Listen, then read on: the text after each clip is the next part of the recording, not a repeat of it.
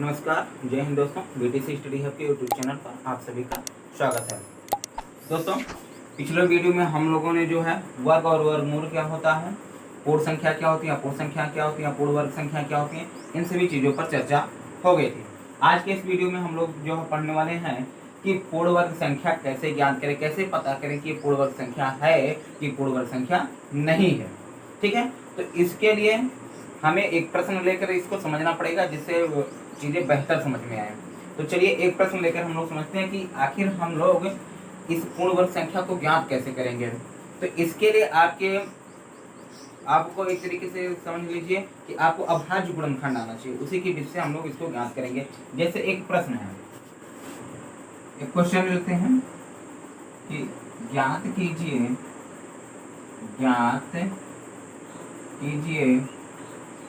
कि 225 एक पूर्ण वर्ग संख्या है। क्या ज्ञात करना हमें? 225 एक पूर्ण वर्ग संख्या है।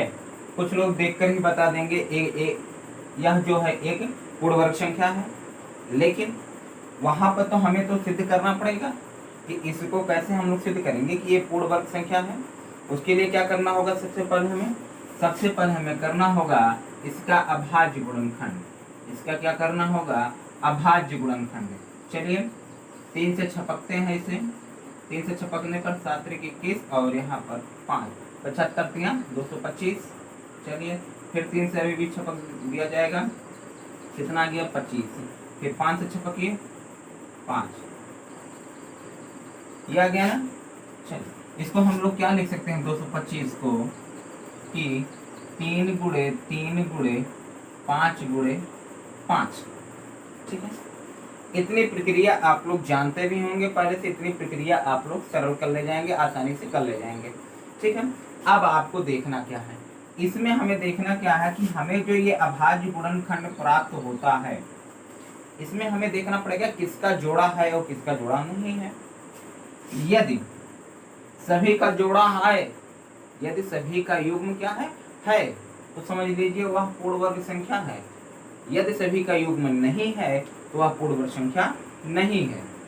ठीक है, जैसे यहाँ पर देखिए, यहाँ पर 3 का जोड़ा बन जा रहा है, 5 का जोड़ा बन जा रहा है, दोनों का जोड़ा बन जा रहा है। ठीक है, चीजें क्लियर हो रही है? दोनों का जोड़ा बन जा रहा है, अतः यह जो है एक पूर्ण वर्ग संख्या है। तो यहाँ पर हम लोग लिखेंगे क्योंकि अभाज्य गुणनखंडों का युग्म अर्थात जोड़ा बन रहा है, अतः संख्या 225 एक पूर्ण वर्ग संख्या है। क्या है? पूर्ण वर्ग संख्या है। यह कैसी संख्या है? यह पूर्ण वर्ग संख्या है। आपको सिंपल सी बात क्या करना है, यदि आपको प्रश्न ऐसे मिलते हैं, हालांकि इसमें ये जो प्रश्न आएगा आपके 1 नंबर वाले में आएगा और बहुत ही सरल है, और ये आप छोड़ दिए या ये आप नहीं समझ पाए तो समझ लीजिए आपका 1 नंबर जा भी सकता है। ठीक है, क्योंकि इससे संबंधित आपके ऐसा नहीं कहेगा कि आप डायरेक्ट इसका वर्ग निकालिए, आप इसका वर्गमूल लीजिए, ये कभी नहीं पूछेगा आपसे। इसी पर आधारित, भाषा पर आधारित प्रश्न उसमें पूछे जाएंगे। धीरे धीरे दिन ब दिन आपके पेपर जो है टफ होते जा रहे हैं, तो इसलिए जितने भी प्रकार के क्वेश्चन बन सकते हैं मैं यहाँ पर आपके करवाऊंगा। ठीक है, तो जैसे यहाँ पर एक टाइप ये है, इसमें आपको सिद्ध करना रहेगा कि क्या ये पूर्ण वर्ग संख्या है या नहीं है। तो आपको इस विधि से ज्ञात करना पड़ेगा, यदि सभी का जोड़ा बन रहा है तो वह पूर्ण वर्ग संख्या है, और यदि सभी का जोड़ा नहीं बन रहा है तो वह पूर्ण वर्ग संख्या नहीं है। जैसे इसमें 3 का भी जोड़ा बन गया, 5 का भी जोड़ा बन गया, तो ये अपने आप में क्या हो गया? परिपूर्ण हो गया, अर्थात ये पूर्ण हो गया, क्योंकि दोनों का जोड़ा बन जा रहा है। और भी संख्याएं हैं अभाज्य गुणनखंडों में, और भी संख्याएं आ सकती है, यदि उनका भी जोड़ा बनता है तभी वो पूर्ण वर्ग संख्या होगी, यदि नहीं बनता तो वह अपूर्ण वर्ग होगी। ठीक है, तो उसके बाद हम लोग क्या लिख देंगे यहाँ पर भाषा के रूप में? अभाज्य, जो कि क्योंकि अभाज्य गुणनखंडों का युग्म अर्थात जोड़ा बन रहा है, अतः संख्या 225 एक पूर्ण वर्ग संख्या है। चीजें क्लियर हो गई ना? चलिए वीडियो रोककर आप लोग इसे नोट कर लीजिएगा, ठीक है। चलिए आइए अब अगले क्वेश्चन, एक और क्वेश्चन ले लेते हैं। एक और क्वेश्चन हम लोग ले लेते हैं। ज्ञात करते हैं हम लोग क्या 100 एक पूर्ण वर्ग संख्या है कि नहीं। हमें ज्ञात करना है कि 100 क्या एक पूर्ण वर्ग संख्या है या नहीं, ठीक है। चलिए देख लेते हैं हम लोग। 100 काटे छपके, आगे 50, फिर काट के छपक दी, आगे 25, फिर 5 से छपकते हैं, अर्थात हम लोग लिख सकते। देखिए कुछ लोग कंफ्यूज होंगे कि एक क्यों नहीं जोड़ा बन जा रहा है। देखिए यहाँ पर एक ना के बराबर है, इसको हमें जोड़ा लिखना नहीं है, क्योंकि गुणा करने के पश्चात हमें वही संख्या प्राप्त होगी, उसमें कोई फेरबदल नहीं होगा, इसलिए एक को काउंट नहीं किया जाता है, ठीक है। लिख सकते हो, बेशक लिख सकते हो, लेकिन वहां पर एक अपने आप में एक पूर्ण वर्ग संख्या है, इसीलिए उसको कभी जोड़ा नहीं जाता है, ठीक है। तो 100 बराबर हम लोग लिख क्या सकते हैं 2 गुणे 2 गुणे 5 गुणे 5। इसमें देखिए 2 का भी जोड़ा बन जा रहा है और 5 का भी जोड़ा बन जा रहा है, अतः 101 क्या है पूर्ण वर्ग संख्या है। चीजें क्लियर हो रही है ना, ठीक है। वहां पर हम लोग लिख देंगे क्योंकि अभाज्य गुणनखंडों का युग्म बन रहा है, अतः 101 पूर्ण वर्ग संख्या है। मैं भाषा यहाँ पर बार बार नहीं लिखूंगा, आप एक बार लिख लीजिए, उसी भाषा का प्रयोग हर प्रश्न में करिएगा, ठीक है। चलिए ऐसे कुछ और प्रश्न ले लेते हैं। जैसे यहाँ पर एक प्रश्न हम लेते हैं, छोटा सा भी, छोटे छोटे प्रश्न लेते हैं। जैसे पता करना हमें 125 क्या यह एक पूर्ण वर्ग संख्या है या नहीं। सिंपल सी बात, वही फार्मूला हम लोग फिर चलते हैं, ठीक है। 2 से 3 से कटेगा नहीं, अर्थात 5 से अब हमें छपकना पड़ेगा। चलिए छपक देते हैं 25, 5, यहाँ भी 5, आ गया एक, ठीक है। अब हम लोग लिख क्या सकते हैं 125 बराबर 5 गुणे 5 गुणे 5, ठीक है। अब देखते क्या है, यहाँ पर तो 1 का जोड़ा बन गया, लेकिन 1 5 का जोड़ा नहीं बना, वो 5 अकेले है। अगर अकेले हो गया तो समझ लीजिए वो पूर्ण वर्ग संख्या नहीं है। यहाँ पर ये मत कहना कि 5 पूर्ण वर्ग संख्या नहीं, यहाँ पर इसकी बात हो रही है, यहाँ पर ये इसकी बात होगी। ये पूर्ण वर्ग संख्या तभी बन पाएगा जब जिन चीजों से ये मिलकर बना हो वो अपने आप में क्या हो, एक युग्म हो या अपने आप में जोड़े में हो, ठीक है, तभी हो पाएगा ये पूर्ण वर्ग।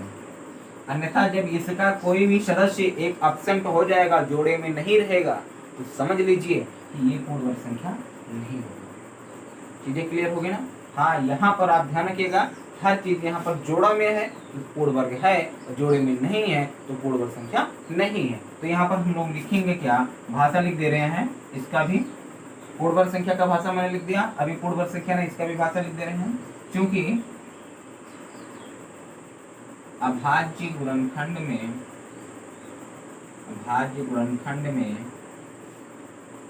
5 का युग्म अर्थात जोड़ा नहीं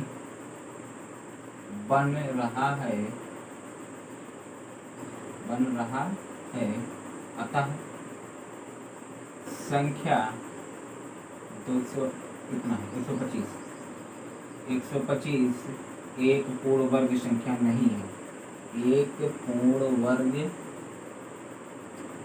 संख्या नहीं है, ठीक है। हम लोग भाषा में क्या लिखेंगे कि अभाज्य गुणनखंड में 5 का युग्म अर्थात जोड़ा नहीं बन रहा है, अतः संख्या 125 एक पूर्ण वर्ग संख्या नहीं है। चीजें क्लियर हो गई ना? देखिए इस विधि को आप याद रखिए, ये विधि आपके आने वाला जो अगला टॉपिक है उसमें भी ये काम आएगा, ठीक है। तो आपको बस इतना इसमें लिखना है, ठीक। चलिए अब हम लोग थोड़े से कुछ बड़े प्रश्न लेते हैं, जिससे हम लोगों को और चीजें आसानी से समझ में आ सके। जैसे एक संख्या ले लेते हैं 2352। एक संख्या क्या ले लेते हैं 2352। अब हमें पता करना है क्या 2352 एक पूर्ण वर्ग संख्या है कि नहीं है। ठीक है, चलिए आइए हम चलिए छपकते हैं हम लोग, क्योंकि अंत में सम संख्या है। 2 से काटेंगे, 2 कन्ने 2, यहाँ पर 2 कन्ने 2, 214 और 2 छक्के 12। पुनः काटते हैं, 2 पंचे 10, 2 8 16, 2 छक्के 2 8 16। फिर 2 से काटते हैं, 2 दूनी 4, 2 9 18, 2 चौके 8। फिर 2 से काटते हैं, 2 कन्ने 2, यहाँ पर 2 चौके 8, 2 14। चलिए अब यहाँ से हमें 3 से काटना पड़ेगा। कितना आ जाएगा यहाँ पर, 3 चौके 12 और 3 नवा 27। अब इसे हमें 7 से काटना पड़ेगा। ठीक है, तो आपका 2352 बराबर कितना आ गया, कितना 2 आया है 4, 2 गुणे 2 गुणे 2 गुणे 2, फिर उसके बाद 3, उसके बाद 7, उसके बाद 7। ठीक है, यहाँ पर भी हमें जोड़ा बनाना है, तो चलिए बनाते हैं। इसका भाई जोड़ा बन गया, इसका भी जोड़ा बन गया, इसका भी जोड़ा बन गया, ये बेचारा सिंगल रह गया। अर्थात जब ये सिंगल आ गया तब ये पूरा का पूरा समझ लीजिए क्या हो गया, सिंगल हो गया, क्योंकि एक भी जोड़ा नहीं बना तो समझ लीजिए पूरा का पूरा सिंगल रहेगा, अर्थात ये पूर्ण वर्ग संख्या नहीं है। तो यहाँ पर हम लोग लिखेंगे क्या, चूंकि अभाज्य गुणनखंड अभाज्य गुणनखंड 3 का जोड़ा नहीं बन रहा है, नहीं बन रहा है, अतः 2352 एक पूर्ण वर्ग संख्या नहीं है, पूर्ण वर्ग संख्या नहीं है। ठीक है, कुछ नहीं करना है आपको, सिंपल सी बात है, अभाज्य गुणनखंड निकालना है। अभाज्य गुणनखंड को हम लोग इस रूप में लिखते हैं, फिर उसके बाद क्या करते हैं, इसका जोड़ा बनाते हैं।